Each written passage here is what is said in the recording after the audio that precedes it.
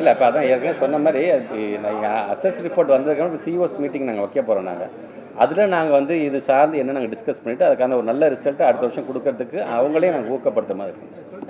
Thank you ma'am. ஒப்பிடும்போது இந்த ஆண்டு எவ்வளவு சதவீதம் அதிகமாக தேர்ச்சி பெற்றோம்? 0.47% இன்னும் மாணவர்கள் வந்து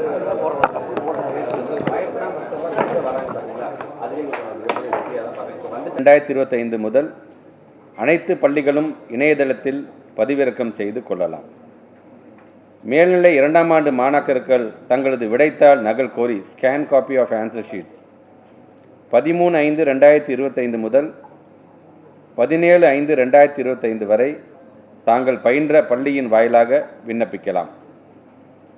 தேர்வில் தேர்ச்சி பெறாத வருகை புரியாத மாணாக்கர்களின் எதிர்கால நலன் கருதியும் மேலும் ஒரு கல்வியாண்டு வீணாகாமல் தவிர்க்கும் பொருட்டும் மேல்நிலை 2ஆம் ஆண்டு துணைத் தேர்வினை 25/6/2025 முதல் நடத்திட திட்டமிடப்பட்டுள்ளது.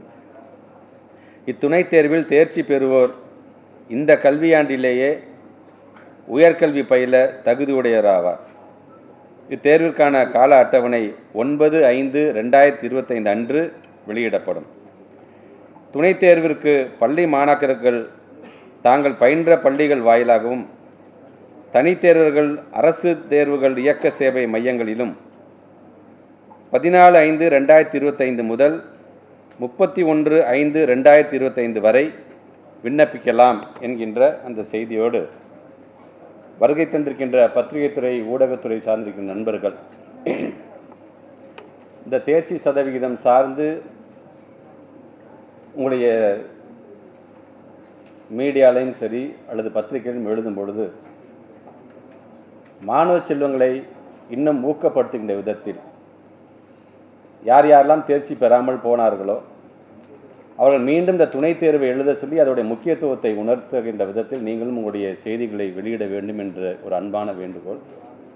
ஏன்னா அவங்க கொடுக்க இன்னொரு சான்ஸ் மூலமாக திருப்பி இதே ஆண்டில் அவங்கள வந்து கல்லூரியில் சேர்ப்பதற்கான ஒரு முயற்சியாக அதை செய்யும் பொழுது அதற்கு இன்னும் ஊக்கம் தருகின்ற விதத்தில் உங்களுடைய செய்திகளும் ஊக்கமளிக்கின்ற விதத்தில் அது அமைந்திட வேண்டும் என்கின்ற அந்த வேண்டுகோளோடு என்னுடைய உரையை இந்த அளவில் நான் நிறைவு செய்கிறேன். சிஆர் வந்து கொஞ்சம் 50% மேலே இருக்கும். இது அப்படியே மெயின்டைன் பண்ணுறதுக்கு இது பாஸ் பண்ணவங்களுக்கு அடுத்து கெரியர் கைடன்ஸ் எதுவும் பிளான் பண்ணுறீங்களா? பொதுவாக இப்போ நான் முதல் திட்டம் மட்டும் இல்லாமல் ஒவ்வொரு பள்ளிக்கூடத்திலும் அங்கே இருக்கின்ற தலைமை ஆசிரியர்கள் மூலமாக உயர்வுக்கு படிக்கிறதுக்கு என்னென்ன தேவையான ஒரு கவுன்சிலிங் கொடுத்துருக்கோம், ஒரு ட்ரைனிங் நாங்கள் கொடுத்துருக்கோம். அது மூலமாக அந்த பிள்ளைகள் 11ஆம் வகுப்பு 12ஆம் வகுப்புலேயே அவங்க டீச்சர்ஸ் வந்து கேட்க ஆரம்பிச்சிருவாங்க என்னென்ன காலேஜஸ் இருக்குது, எப்படி அப்ளை பண்ணணும், நம்மளுடைய டிஸ்ட்ரிக்டில் என்ன காலேஜ் இருக்குது, நம்ம ஸ்டேட்டில் என்ன காலேஜ் இருக்குது என்கின்ற விதத்தில் அந்த கெரியர் கைடன்ஸ் ஏற்கனவே நம்ம வழங்கப்பட்டிருக்கின்றது நான் முதல் மூலமாக. அதுக்கென்று தனியாகவே நம்ம வெப்சைட்டுமே வச்சுருக்கோம், உங்களுக்கே தெரியும். ஆக தொடர்ந்து இந்த பிள்ளைகள் இன்றைக்கி வந்து மார்க் ஷீட்டு வாங்க வரும்பொழுதும் எங்களுடைய ஆசிரியர்கள் அதற்கென்று தனியாக ஒரு அக்கறை எடுத்துக்கொண்டு இருக்கிறார்கள். இந்த முறையும் அது அந்த அக்கறையை எடுத்துக்கொண்டு பிள்ளைகளை கல்லூரியில் சேர்ப்பதற்கு அதற்கான அரசாங்கம் சொல்லியிருக்கின்ற அந்த திட்டங்கள்லாம் எடுத்து சொல்கின்ற அளவுக்கு ஒவ்வொரு ஆசிரியர்களும் நாங்கள் வந்து ஒரு பயிற்சி வழங்கியிருக்கணும். அந்த விதத்தில் கண்டிப்பாக ஏன்னா உங்களுக்கே தெரியும், சட்டமன்றத்தை நான் பேசும்பொழுது அரசு பள்ளியை சார்ந்திருக்கின்ற பிள்ளைகள் கல்லூரியில் சேர்கின்ற அந்த சதவீதம் என்பது 74% அதிகரித்திருக்குது என்று கூட நான் சொல்லியிருக்கேன். இது வந்து அரசு பள்ளியை சார்ந்திருக்கின்ற இந்த 47-48% நம்ம ஜிஆர் கொடுக்கும்போது அதில் எங்களோட அரசு பள்ளியில் இருக்க பிள்ளைங்க ஹையர் எஜுகேஷன் சேர்றதுக்கான அந்த சதவீதம் இன்றைக்கி வந்து அதிகப்படுத்தப்பட்டிருக்குது. கண்டிப்பாக அந்த அவேர்னஸ் இன்றைக்கி எல்லா இடத்துலையும் இருக்கிறதுனால கண்டிப்பாக இந்த முறையும் நம்முடைய ஜிஆர் வந்து அதிகமாகும் என்கின்ற நம்பிக்கை எங்களுக்கு இருக்கின்றது. சார், நம்ம அரசு பள்ளி மாணவர்களுக்கு இந்த ஆங்கிலத்தை வளர்ப்பதற்கான முயற்சிகள் எந்த அளவில் இருக்குது சார்? ஏன்னா இன்றைக்கி இந்த ரிசல்ட்டில் கூட சார் எல்லா பாடங்களையும் 100 மாணவர்கள், ஆயிரக்கணக்கான மாணவர்கள் நிறைய இருக்காங்க. ஆங்கிலத்தில் ஒருத்தர் கூட 100 மதிப்பெண்கள் எடுத்து சொல்லுங்கள். நீங்கள் சொல்கிற மாதிரி இங்கிலீஷ் லாங்குவேஜுக்காகத்தான் இந்த லாங்குவேஜ் தனியாக நாங்கள் வந்து ஒரு ஆய்வகமே நம்ம உருவாக்கணும். லாங்குவேஜ் லேப் அப்படின்னு நாங்கள் வந்து மயிலாடுதுறையில் நாங்கள் ஆரம்பித்தோம் 2 ஆண்டுகளுக்கு முன்பாக. இப்போ அந்த இங்கிலீஷ் லாங்குவேஜ் ரிலேட்டடாக இப்போ அதிகப்படியாக இப்போது வந்து அனௌன்ஸ்மெண்ட்டில் கூட பார்த்திங்கன்னா திறன் அப்படிங்கிற வகையில் ஒரு திட்டத்தை நாங்கள் அறிமுகப்படுத்தியிருக்கிறோம். அந்த திறன்கிற திட்டம் வந்து கிட்டத்தட்ட 6ஆம் வகுப்புலேருந்து 12ஆம் வகுப்பு வரை படிக்கக்கூடிய பிள்ளைகளுக்கு எங்கெங்கெல்லாம் ஸ்லோ லேர்னர்ஸாக இருக்கிறார்கள், எங்கெங்கெல்லாம் அவங்க வந்து கொஞ்சம் லேட்டாக அவங்க புரிஞ்சிக்க முடியுதுங்கிறதுக்கு தனியாக அதை ஃபோக்கஸ் பண்ணி இன்றைக்கி பல திட்டங்கள் வரும். அது இந்த கல்வியாண்டில் வரும் பொழுது அது உங்களுக்கு கண்டிப்பாக அது நாங்கள் என்ன மாதிரியான திட்டத்தை நாங்கள் வந்து உருவெடுத்திருக்கோம் என்பதை நீங்கள் முழுமையாக நீங்கள் தெரிந்து கொள்ள முடியும். இங்கிலீஷில் வந்து இப்போ நீங்கள் சொல்கிற மாதிரி 68 பேர் சென்டம் வாங்கியிருக்காங்க என்று சொன்னாலும் அது இன்னும் அதை அதிகப்படுத்த வேண்டும். ஏன்னா தமிழ் அண்ட் ஆங்கிலம் என்பது எவ்வளோ முக்கியம் என்பதை நம்ம வந்து தொடர்ந்து நம்ம வலியுறுத்திட்டு வரும்போது அதுக்கு தகுந்தாப்புல ட்ரைனிங்கும் வழங்க வேண்டியது எங்களுடைய கடமை.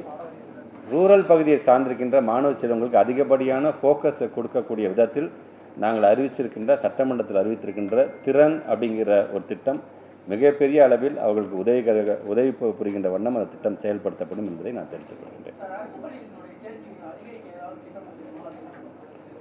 பொதுவாக இப்போ கொஞ்சம் கொஞ்சமாக இந்த தேர்ச்சி விகிதம் இன்றைக்கி அதிகரிச்சு தான் இருக்குது. இப்போ லாஸ்ட் இயர் இப்போ கம்பேரிசன் ரிப்போர்ட்டும் உங்களுக்கு வரும்பொழுது அரசு பள்ளியை பொறுத்தவரைக்கும் இன்னைக்கு கொஞ்சம் அதிகரிச்சுட்ருக்கோம் நாங்கள்.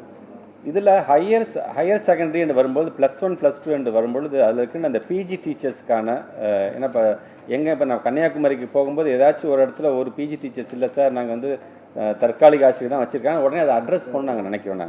அதனால தான் இப்போ ஒரு ஆட்சி மாற்றம் ஏற்பட்ட பிறகு பிஜி டீச்சர்ஸ் மட்டும் கிட்டத்தட்ட ஒரு 3087 பேர் நம்ம வந்து ரெக்ரூட் பண்ணியிருக்கோம். இது இன்னும் அதை அதிகப்படுத்த வேண்டும் என்று நாங்கள் அதை நோக்கி தான் நாங்கள் சென்று கொண்டு, அதனால தான் டிஆர்பி கேலண்டரே வரும்பொழுது பார்த்திங்கன்னா அதை இந்த வருஷத்தில் பார்த்திங்கன்னா டீச்சர்ஸ் ரெக்ரூட்மெண்ட்டு அதை கொஞ்சம் நிறையா ஃபோக்கஸ் பண்ணுறதாக நாங்கள் பார்த்துருக்கோம். இருக்குங்க தனித்தேர்வுகள். ஆமாம், அதை தனித்தேர்வுகள் 18,000 பேரில் தான் இப்போ 5,500 பேர் என்னமோ தான் பாஸ் பண்ணியிருக்காங்க கூட நான் சொல்லியிருக்கேன்.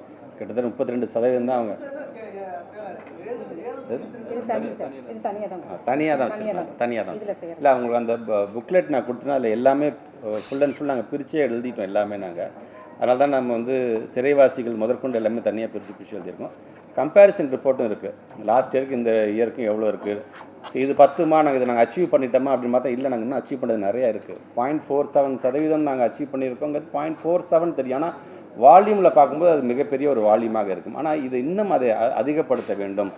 முதலமைச்சர் கொண்டு வருகின்ற திட்டத்தை வந்து அந்த அவேர்னஸை பிள்ளைங்களுக்கு கொடுக்கும்போது இப்போ இந்த புதுமை பெண் திட்டம், தமிழ் புதன் திட்டம் 1000 ரூபா வழங்குவதாக இருந்தாலும், நான் முதல் திட்டத்தில் வந்து அந்த ஸ்கில் டெவலப்மெண்ட் ஓரியன்டாக அவங்களை வந்து நான் பயிற்சி கொடுத்து அதில் 2 லட்சம் பேர் வேலையில் போய் சேர்ந்துருக்கதான். ஸோ இந்த மாதிரியான அந்த புரிதல் என்பது இன்னும் கொஞ்சம் கொஞ்சமாக அந்த பிள்ளைகளுக்கு போகணும். உயர்வுக்கு படி என்று சொல்கிறோம். சில நேரத்தில் கலெக்டர் ஆஃபீஸ்லேயே பார்த்தீங்கன்னா அங்கே இருக்கின்ற எங்களுடைய சிஓஸ் மூலமாக யாரையும் 12th முடிச்சுட்டு கல்லூரிக்கு சேராமல் இருக்க டேட்டா அவங்க இம்மிடியேட்டாக நாங்கள் வந்து கேப்சர் பண்ணிட்டு அவங்கள பர்டிகுலராக அந்த ஸ்டூடெண்ட்டை மட்டும் எப்படி அவுட் ஆஃப் ஸ்கூலிங் வரும்போது வீடு தேடி போய் ஏன் ஸ்கூலுக்கு அந்த பிள்ளைங்க வரணும் கொண்டு போய் நாங்கள் சேர்க்குறோமோ, அதுமாதிரி 12th முடிச்சுட்டு ஏன் அந்த குழந்தை போய் இன்னும் கல்லூரியில் சேரல அப்படிங்கிறதையும் எங்களுடைய டீச்சர்ஸ் வந்து தொடர்ந்து அதை செஞ்சுட்ருக்காங்க. அதனால தான் நீங்கள் கேட்குற மாதிரி கிராஸ் என்ரோல்மெண்ட் ரேஷியோவை பொறுத்த வரைக்கும் இந்த ஆண்டு இன்னும் அது அதிகமாகும் என்கின்ற எனக்கு நம்பிக்கை எங்களுக்கு இருக்குது. கடந்த ஆண்டு அது மாதிரி டேட்டாஸ் எதை எடுத்துருக்கோமா, எவ்வளோ பேர் அது மாதிரி நம்ம ஸ்கூலில் சேர்த்துருக்கோம், அவங்க என்ன கண்டுபிடிச்சிருக்கோமா, எவ்வளோ அந்த டேட்டாவை நான் தரேன். ஒரு கலெக்டர் ஆஃபீஸஸ் அதை வாங்கி நான் வந்து கன்சால்டேட்டர் நாங்கள் கொடுக்குறோம். அதை நம்ம சார் அதே மாதிரி இந்த 10,000 பேர் வந்து தேர்வு எழுதலன்னு சொல்கிறாங்க. அவங்க வந்து இந்த நம்ம அடுத்த மாதம் நடத்துகிற தேர்வு அவங்க எழுத முடியுமா? ஆமாம், இந்த 10,049 பேர் யாரெல்லாம் வந்து நீங்கள் ஆப்சென்ட் ப்ளீஸ் திருப்பி நான் சொல்கிறேன்னு ஒரு நல்ல வாய்ப்பு உங்களுக்கு. இந்த சப்ளிமெண்ட்ரி எக்ஸாமில் தயவுசெய்து எழுதுங்க, பயப்படாதீங்க. எக்ஸாம் நீங்கள் எந்த பள்ளிக்கூடத்தில் எந்த கிளாஸ் ரூமில் உட்காந்து நீங்கள் பாடம் படிச்சிங்களோ அதே இடத்துல உங்கள் நண்பர்களோட தான் நீங்கள் உட்காந்து எழுத போகிறீங்க. புது இடம்லாம் கிடையாது. இருந்தாலும் ஃபஸ்ட்டு ஒரு அட்டெம்ப்டே எடுக்காமல் இருக்காதீங்க. அது மிகப்பெரிய அது ஒரு தவறாக போய்டும் உங்களுடைய வாழ்க்கையில். அந்த வாய்ப்புன்னு பண்ணும்போது எழுதுங்க.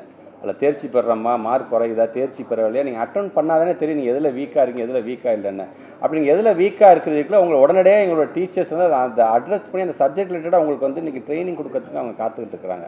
அதனால் பெற்றவங்க தயவு செஞ்சு பிள்ளைகளுக்கு படிப்போட அவசியத்தை எடுத்து சொல்லி இந்த 10,040 இப்போ கடந்த ஆண்டுலாம் பார்த்தீங்கன்னா கிட்டத்தட்ட 41,000 பேர் வந்து ஆப்சென்டிஸ் இருந்தாங்க. இன்றைக்கி அது 10,000 குறைஞ்சிருக்கோம் நம்ம. ஆனால் குறைஞ்சிருக்கோம் என்பது பெருமை கிடையாது. 10,000 பேர் வரலைங்கிறது எங்களுக்கு வந்து வருத்தமாகத்தான் இருக்கின்றது. ஆனால் அந்த பிள்ளைகளை தயவுசெய்து படிப்போட அவசியத்தை சொல்லி இது எழுதுங்க. இந்த சப்ளிமெண்ட்ரி எக்ஸாம் உங்களுக்குமானது தான். யாரெல்லாம் தேர்ச்சி பெறவில்லையோ அவர்களுக்காக மட்டுமல்ல, யாரெல்லாம் வராமல் இருந்த ஆப்சென்டிஸ் இருக்கீங்களோ உங்களுக்கும் சேர்ந்து தான் நாங்கள் சொல்கிறோம். தயவுசெய்து நாங்கள் சொல்லுகின்ற டேட்ஸை நம்முடைய பத்திரிகை ஊடகத்துறை சார்ந்த நண்பர் மூலமாக அதை தெரிந்து கொண்டு உடனடியாக நீங்கள் வந்து அதுக்கும் நீங்கள் அப்ளை பண்ண வேண்டும் என்று நான் கேட்டுக்கிறேன். இப்போ கிராமப்பகுதிக்கு அருகிலே அருகமை பள்ளிகள் மாதிரி அருகமை தேர்வு மையம் ரொம்ப தூரம் 30 கிலோமீட்டர் டிராவல் பண்ணி பொது தேர்வு எழுத கஷ்டமாக இருக்குது. அசம்பிளியில் கூட கொஸ்டின்ஸ் நிறைய பேர் கேட்டாங்க. அது இன்க்ரீஸ் பண்ணுறதுக்கான ஐடியா இல்லை. இந்த 4 வருஷத்தில் பார்த்தீங்கன்னா கிட்டத்தட்ட ஒரு 410 புது இதுக்கு தேர்வு மையம் நம்ம உருவாக்கியிருக்கிறோம். பட் நீங்கள் சொல்கிற மாதிரி எங்கே தூரமாக போக வேண்டியதாக இருந்துச்சு.